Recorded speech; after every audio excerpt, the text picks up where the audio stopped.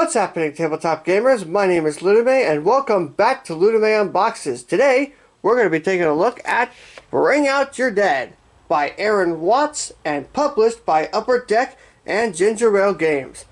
Let's go ahead and have a look at the back here and see what this is about. Bring Out Your Dead is a morbid game of family fun. The head of your family is dead. The will has been read, and you're the last on the list. The only way for you to get your share is for your family to find their final resting places in the most exclusive cemetery in the city. You set out to do your dirty work, but never anticipated having to deal with the gravedigger. Each day he comes along, ready to haul off another member of the family, or two or three, in his cart. But you'll have to play your hand carefully. Your rivals are plotting the same thing with their families, and if you're too late on the draw, the coffins of your beloved family will make their way into the river. With your fortune at stake, you'll find yourself stopping at nothing for your inheritance. From grave swapping to grave robbery, you'll compromise every one of your morals. And unless your recently deceased family finds its way into the very best graves,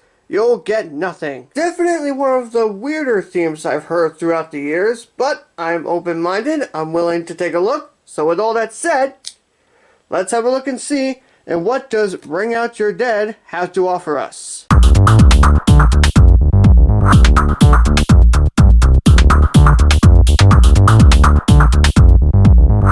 The game comes with a fairly large board, and this board is meant to represent the graveyard that you're going to be trying to put your coffins in.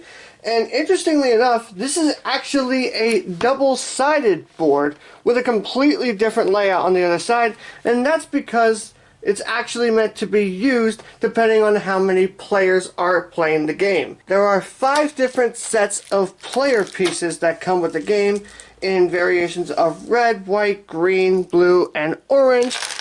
And the pieces range from a single set of coffins, a set of double coffins fused together, which is, I found to be pretty interesting actually. And then there's actually a crest marker itself with a little bit of an illustration etched into that crest marker, and the crest marker is meant to act as your score piece. The coffins, meanwhile, are what you're actually supposed to put on the board, like so, like this. And I gotta say, I really do enjoy the looks of these coffins. They legitimately look like an actual coffin. Not to mention, they even went as far as to put a little cross in the center, or at least try to put it in the center of most of the coffins. I can't tell whether it was simply drawn on or actually like etched into, but either way, it's great that they went for a little bit of detail. The game comes with 5 sets of cards that are called death certificates, and basically what these are used to help you bid to have the first opportunity to place your coffins in the graveyard. Each of these has a number in the top left corner that basically represents their bid value, and some of these will have nothing on them, but others will have a special ability that will happen on them if you are the highest bidder.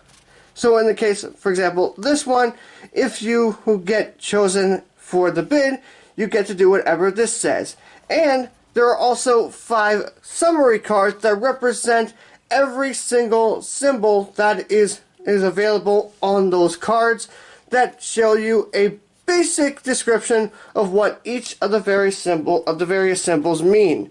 And I gotta say, the symbology for these cards is very, very easy to see, and I can say with confidence that you can actually read the various definitions of each symbol very easily on the backs of the summary cards. Then there are 8 of what they like to call gravedigger cards, but what these actually are meant to be carts that you will actually put your graves onto to represent who gets to place their coffins into the graveyard first.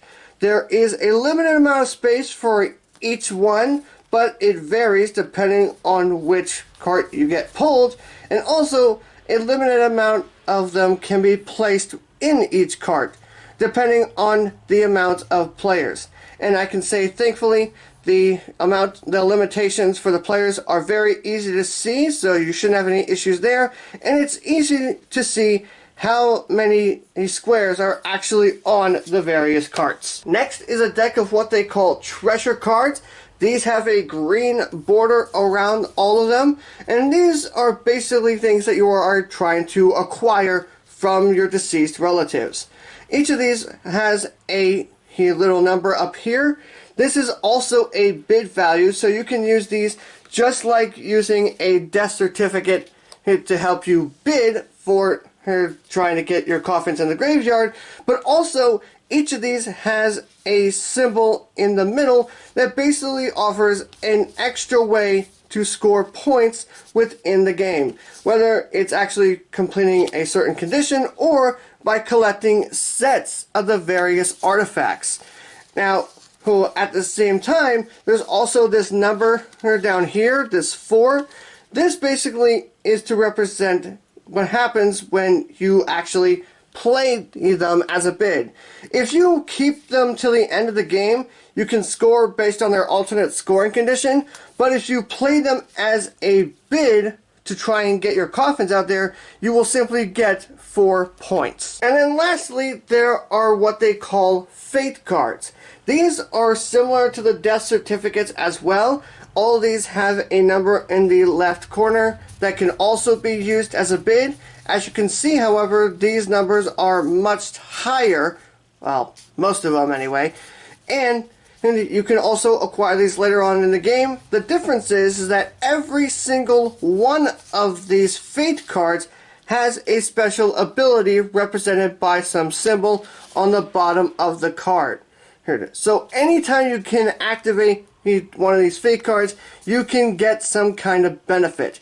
And I can say with confidence, the symbol is very easy to see. Thankfully, on every single one of these cards. And like I said earlier, the symbol is very easy to understand, and the text on the reference cards, very easy to read.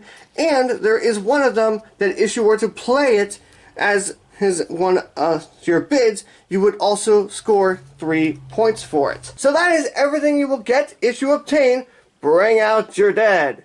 I hope you all enjoyed this video. If you did, give it a big thumbs up. If you want to learn how to play Bring Out Your Dead, or if you want to know my thoughts on it, make sure you subscribe to the channel for more tutorials, reviews, and unboxings. Thank you all as always so much for watching, and I will see you in the next video.